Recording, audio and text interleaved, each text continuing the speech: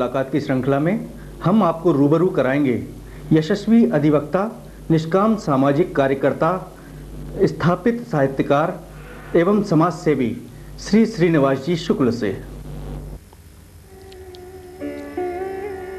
बुंदेलखंड की शस्त्र श्यामला धरती, सौरभ बिखेरती वनस्थली, कलकल निनादिनी सरिताएं, महानाद करते जलप्रपात, मधुक और करील की मादक सुगंध में पगी हवाएं मानव हृदय में सहजी कविता के बीज बो देती हैं।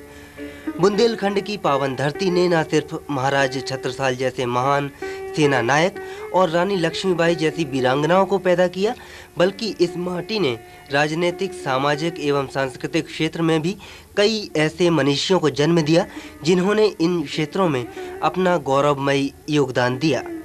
बुंदेलखंड की माटी की इसी गौरवशाली परंपरा के जीवंत प्रतीक हैं श्री श्रीनिवास शुक्ल, जिनका व्यक्तित्व आध्यात्मिक और राष्ट्रीय चेतना संपन्न भारतीय संस्कृति के आदर्शों का पक्षधर है और जिनकी सतत साहित्य साधना आज समूचे बुंदेलखंड के लिए प्रेरणा का स्रोत बन गई है। 1921 ईस्वी में 19 अगस्त के दिन जन्मे श्री निवास शुक्ल की आरंभिक शिक्षा दीक्षा छतरपुर में ही हुई। स्थानीय रामगली बजरिया की इस इमारत में स्थित तत्कालीन पाठशाला में अपनी प्राथमिक शिक्षा पूरी करने के पश्चात आगे की शिक्षा तत्कालीन महाराजा हाई स्कूल एवं इंटरमीडिएट कॉलेज में पूरी की। अपने उन्हीं दिनों की याद करते हुए वे बताते हैं, जब मैं हाई स्कूल की शिक्षा के लिए आया, महाराजा हाई स्कूल जहाँ आजकल लक्ष्मीबाई कन्या उच्चतर माध्यमिक विद्यालय है, वहाँ हाई स्कूल था, तो उसमें मेरी शिक्षा हाई स्कूल की हुई है। उस समय बनर्जी साहब आए ही थे, मैं 5th क्लास में था, तब शायद बनर्जी साहब यहाँ आए थे और उनका स्नेह बच्चों के प्रति वास्तव में पिता तुल्य, माता तुल्य स्नेह उनका था। और मुझे स्मरण है कि एक बार जब परीक्षा का समय था तो मुझे परीक्षा देने के लिए आने में 5 मिनट का विलम्ब हो गया था, तो उन्होंने मुझे डांटा, हटो यहाँ से, देर से आता है। तो मैं वापस आने लगा, दरवाजे तक आया कि वो लौट के मेरे पास आए और मेरी पीठ पे हाथ रखा, अच्छा पंडित नाराज हो गया है, और मुझे वापस बुलाया, परीक्षा में बिठाया। ऐसा उनका स्नेह अपने छात्रों के प्रति था। और फिर इंटरमीडिएट तक की पढ़ाई पूरी करने के बाद उच्च शिक्षा के लिए वे कानपुर चले गए, जहां स्नातक उपाधि हासिल करने के लिए डीएवी कॉलेज में प्रवेश लिया। और यही वो कॉलेज था जहां उन्हें सहपाठियों के रूप में कई ऐसी शख्सियतें मिली जिनके प्रभाव में आकर उनके व्यक्तित्व ने एक नया रूप धारण किया। अटल जी भी अटल बिहारी वाजपेयी मेरे क्लास फेलो थे LLB में। उस समय अटल जी की कीर्ति अच्छे वक्ता और अच्छे कवि, इन दोनों रूपों में उस समय भी उनकी बड़ी कीर्ति थी। और एक बार कंपटीशन हुआ, प्रतियोगिता हुई भाषण की, तो वहाँ एक गणेश प्रसाद नाम का कम्युनिस्ट था, बहुत बड़ा मेधावी, बड़ा प्रतिभाशाली था। तो अंत में ये दोनों वक्ता रहे, यानी वो गणेश प्रसाद शुक्ला था, गणेश प्रसाद शुक्ला और ये अटल बिहारी वाजपेयी। दोनों में जब ये प्रतियोगिता हुई तो अटल बिहारी वाजपेयी श्रेष्ठ उसमें सिद्ध हुए और इनको प्रथम पुरस्कार वक्ता के रूप में प्राप्त हुआ। सन 1945 में बीए एवं 1947 में एमए के साथ ही LLB की उपाधि डीएवी कॉलेज कानपुर से उत्तीर्ण करने के पश्चात आप छतरपुर आ गए और जीविकोपार्जन के लिए पेशे के रूप में वकालत को अपनाया। साथ ही प्रजामंडल आंदोलन में भी हिस्सा लिया। इसी दौरान छतरपुर रियासत के तत्कालीन दीवान श्री काले ने उन्हें न्यायिक अधिकारी के पद का प्रस्ताव दिया, लेकिन वो युवा जिसके मन में समाज सेवा और राष्ट्र सेवा का जुनून सवार था, किसी पद के दायरे में कैसे बन सकता था। सन 47 में मैं यहाँ छतरपुर आ गया और 47 में मैंने वकालत शुरू कर दी।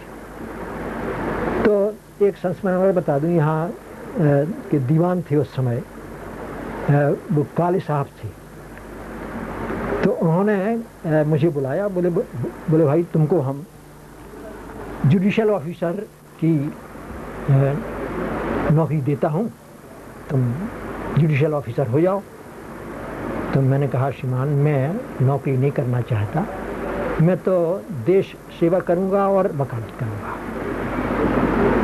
तो उन्होंने कहा भाई देखो देश सेवा तो डॉक्टर राधाकृष्णन भी करते हैं, वो भी यहाँ बनारस विश्वविद्यालय के कुलपति हैं और 1 रुपये मात्र लेते हैं। मैं जानता हूँ तुम बड़े आदमी के लड़के हो, तुम्हें पैसे की ज़रूरत नहीं है और तुम नौकरी कर लो, तुम्हें पैसा ना लेना हो तो न लो, लेकिन जुडिशल ऑफिसर हो जाओ, यहाँ पढ़े लिखे लोग कम हैं। मैंने कहा मैं नहीं नौकरी करना चाहता और मैं वहाँ से चला आया। इसी दौरान उन्हें विंध्य प्रदेश की सत्ताधारी पार्टी में मंत्री पद का भी प्रस्ताव दिया गया, लेकिन एक ऐसा युवक जिसने समाज और राष्ट्र की उपासना के लिए अपने छात्र जीवन में ही राष्ट्रीय स्वयंसेवक संघ को अपनी मनोरचना के अनुरूप स्वीकार कर लिया था, विपक्ष में कैसे शामिल हो सकता था। और उनकी यही निष्ठा थी जिसने उन्हें संघ की गतिविधियों में पिछले 57 वर्षों से सक्रिय रखा। 1941-42 में ही अपने छात्र जीवन के दौरान श्री शुक्ल ने राष्ट्रीय स्वयंसेवक संघ के निष्ठावान कार्यकर्ता के रूप में शपथ ली और उसके पश्चात हर उस गतिविधि में हिस्सा लिया जिसका आदेश उन्हें प्राप्त हुआ। 1941-42 में जब उन्होंने स्वयंसेवक के रूप में आरएसएस की सदस्यता ग्रहण की थी, हालांकि वो तत्कालीन वातावरण और सहपाठियों का प्रभाव था, लेकिन वस्तुतः एक राजनेता और संगठनकर्ता के गुण तो उन्हें विरासत में मिले थे। उनकी माता श्रीमती सरस्वती देवी जिस परिवार से ताल्लुक रखती थीं, उस परिवार के न सिर्फ पुरुष बल्कि महिलाएं भी तत्कालीन राजनीतिक गतिविधियों में सक्रिय थीं। मेरे मामा मऊरानीपुर में मेरा ननिहाल है, तो मेरे मामा रामनाथ त्रिवेदी और पंडित घासीराम व्यास जो कि बुंदेलखंड के बड़े यशस्वी कवि हुए हैं और 1930-31 में जब जवाहरलाल जी को उन्होंने बुलाया, कांग्रेस ये किसान कॉन्फ्रेंस मऊरानीपुर में हुई, तो रामनाथ त्रिवेदी मेरे मामा और ये घासीराम व्यास भी मेरे मामा तुल्य थे, मुझे अपने भांजे से भी अधिक स्नेह करते थे। तो इन लोगों ने पंडित जवाहरलाल जी को बुलाया वहाँ। मेरी नानी जो थी वो भी धरना दे के गई और जेल तो नहीं हुआ था उनका, और इनके घासीराम जी व्यास की माँ, उनको बाई हम बोलते थे, तो वो भी धरना देने में शामिल हुई और इस प्रकार से ये लोग दोनों लोग स्वतंत्रता संग्राम सेनानी थे। संघ के अपने कार्यकाल के दौरान श्री शुक्ल के सामने कई ऐसे भी व्यवधान आए जिन्होंने उन्हें विचलित करने का प्रयास किया, लेकिन वे अपनी उस शपथ पर अडिग रहे जो उन्होंने एक स्वयंसेवक के रूप में ली थी। और फिर इस सदी के 6वें दशक में जब भारतीय जनसंघ का गठन हुआ तो वे उसके निर्माण काल से ही उसके सदस्य बन गए और इसके पश्चात विंध्य प्रादेशिक जनसंघ के महामंत्री का दायित्व उन्हें सौंपा गया।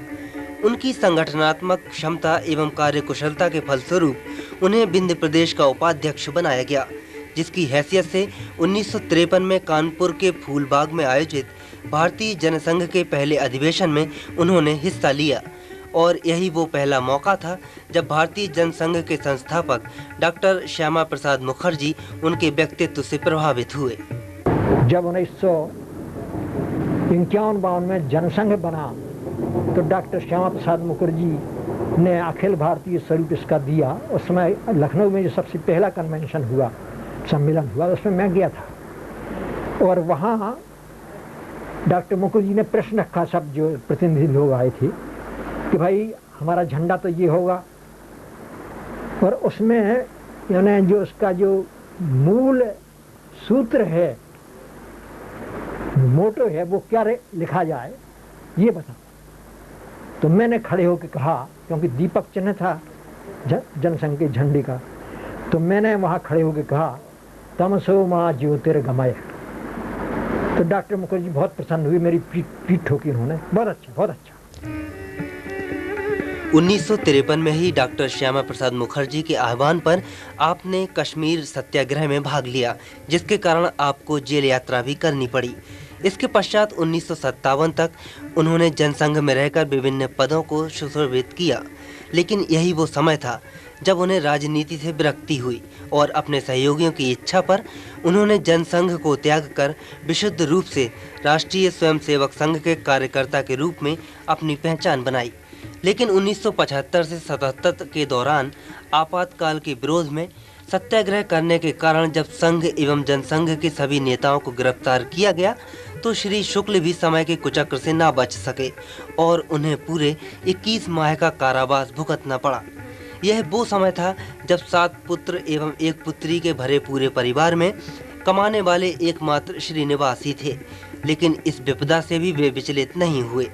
इस समय उनके तृतीय पुत्र राकेश ने भी अपने पिता को अपने सिद्धांतों पर अडिग रहने का संबल प्रदान किया, जब उन्होंने अपने पिता के आदर्शों एवं पद चिन्हों पर चलते हुए वकालत के पेशे को अपनाया और परिवार के भरण पोषण का भार अपने कंधों पर उठाया। लेकिन आपातकाल की इस त्रासदी को झेलने के बाद भी श्री शुक्ल ने अपने सिद्धांतों एवं आदर्शों से कभी समझौता नहीं किया और एक समर्पित स्वयंसेवक के रूप में अपनी भूमिका का निर्वाह करते रहे। इस दौरान आपने अनेक वर्षों तक महाकौशल प्रांत के बौद्धिक प्रमुख एवं अखिल भारतीय संस्थान विद्या भारती के मध्य क्षेत्रीय अध्यक्ष के पदों को सुशोभित किया और वर्तमान में पिछले लगभग 17 वर्षों से महाकौशल प्रांत के संघ चालक हैं। लेकिन श्रीनिवास जी को राजनीतिक एवं संगठनात्मक गुण जहां मातृपक्ष से विरासत में मिले थे, वहीं साहित्यिक सृजन की प्रेरणा उन्हें अपने पिता पंडित राजाराम शुक्ल से मिली। साहित्य की ओर अभिरुचि का मूल कारण तो मेरे पिताजी की विरासत ही कहना चाहिए। पिताजी अच्छे कवि थे और अच्छे समाज सेवी भी थे, तो वो यानी शेरों और फागों और घनाक्षरियों के अच्छे रचनाकार थे, तो उनके द्वारा मुझे काव्य और साहित्य की प्रेरणा मिली। हालांकि 1947 में छतरपुर आने के बाद उन्हें अपना काफी समय संघ के दायित्वों का निर्वहन करने में लगाना पड़ा, लेकिन इसके बावजूद भी उनमें अंदर छिपे हुए साहित्यकार को उभरने से कोई नहीं रोक सका और जब 1948 में उन्हें आरएसएस छोड़कर उच्च पद का लालच दिया गया तो इस अवसर पर उन्होंने एक कविता का सृजन किया। उन्हीं के शब्दों में, सौदागर ने मेरा भी मोल लगाया था, मैं बिक जाता तो आदर्शों का क्या होता। रिपुदल ने दलबल सहित आक्रमण बोला था, मैं झुक जाता तो संघर्षों का क्या होता। हर क्षण बाधा ने पांवों की गति को बांधा, मैं रुक जाता तो उत्कर्षों का क्या होता। जो व्यष्टि अहम के वर्तमान में खो जाता तो इस समष्टि के कल परसों का क्या होता। तो मुझको अपनी धुन में, अपनी ही मस्ती में, अपनी गति से अपनी धारा में बहने दो। तुम वैभव की कक्षाओं में चढ़ते जाओ, पर मुझे नींव की शिला मात्र तो रहने दो। आपने साहित्य की विविध विधाओं में सृजन कर भाषा को जो शक्ति, सामर्थ्य, अभिव्यंजना, प्रवाह, लावण्य और गरिमा प्रदान की है, उसे भुलाया नहीं जा सकता। मानवीय अनुभूति एवं संवेदना की अभिव्यक्ति की यात्रा पथ को अक्षर आलोक से प्रकाशित करने वाले श्री शुक्ल अनेक वर्षों तक विंध्य प्रादेशिक हिंदी साहित्य सम्मेलन के प्रधानमंत्री और फिर अध्यक्ष पद पर भी आसीन रहे।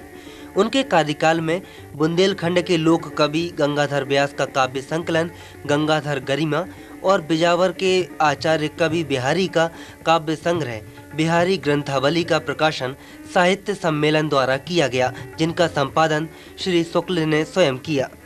बुंदेलखंड की साहित्यिक परंपरा के समर्थवाहक श्री शुक्ल की रचनाओं में नींव शिला, चेतना सेतु एवं तुलसी तरंग प्रकाशित हो चुकी हैं, जबकि प्रस्तर स्वर, नेता नख शिक, प्रज्ञा पथ, धरती के लाल एवं स्फुट लेख संग्रह आदि रचनाएं प्रकाशनाधीन हैं।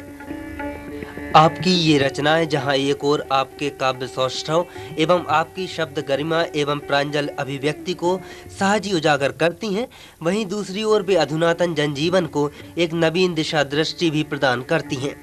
लेकिन श्री शुक्ल ने न केवल हिंदी साहित्य के एक निष्ठ और समर्पित साधक के रूप में अपना समग्र अवदान किया है, बल्कि सामाजिक सांस्कृतिक चेतना के केंद्र बिंदु और निष्प्रय समाज सेवक के रूप में भी अपनी विशिष्ट छवि बनाई है। उनकी प्रेरणा, मार्गदर्शन और प्रत्यक्ष या परोक्ष सहयोग के बिना किसी भी साहित्यिक या सामाजिक कार्यक्रम की कल्पना ही नहीं की जा सकती। अपने जीवन के 77 वसंत पार कर चुके श्री शुक्ल कुछ समय के लिए नगर पालिका के अध्यक्ष भी रहे। अपने इस कार्यकाल में उन्होंने नगर के विकास के लिए कई कार्य किए। इसकी चर्चा करते हुए वे बताते हैं, नगर पालिका के अध्यक्ष के रूप में यहाँ काम किया और सबसे पहले जो नगर में गंदगी थी, नालियाँ नहीं थीं, ये गलियों में उबड़ खाबड़ ऊंची नीची गलियाँ थीं, तो मैंने गलियों को फर्शियाँ बिछाकर एक सा किया, नालियाँ बनवाईं और चौड़ा भी किया गलियों को, लोगों से अनुनय विनय करके उनसे मैंने बिना किसी विरोध मोल लिए उनको समझा बुझाकर उनके चबूतरे भी कटवाए तोड़वाए और गलियों को चौड़ा किया, फर्शियाँ बिछवाई सड़कें यानी गलियाँ बनवाई, नालियाँ बनवाई। तो उस समय की नाली बनी हुई ये फर्शियाँ बिछी हुई आज तक काम दे रही हैं। ये सबसे बड़ा मेरा काम रहा। नगर में साहित्यिक चेतना के मेरुदंड, चिंतनशील युग दृष्टा एवं कवि श्री शुक्ल का उनकी अर्धशती तक की गई साहित्यिक सर्जनाओं एवं सामाजिक सेवाओं के लिए समय समय पर अभिनंदन भी किया जाता रहा है, जिनमें 1994 में मध्य प्रदेश लेखक संघ भोपाल द्वारा दिया गया अक्षर आदित्य सम्मान शामिल है। इसके अलावा भी उन्हें कई सम्मान पत्र, अभिनंदन पत्र एवं स्मृति चिन्ह भेंट करके सम्मानित किया गया।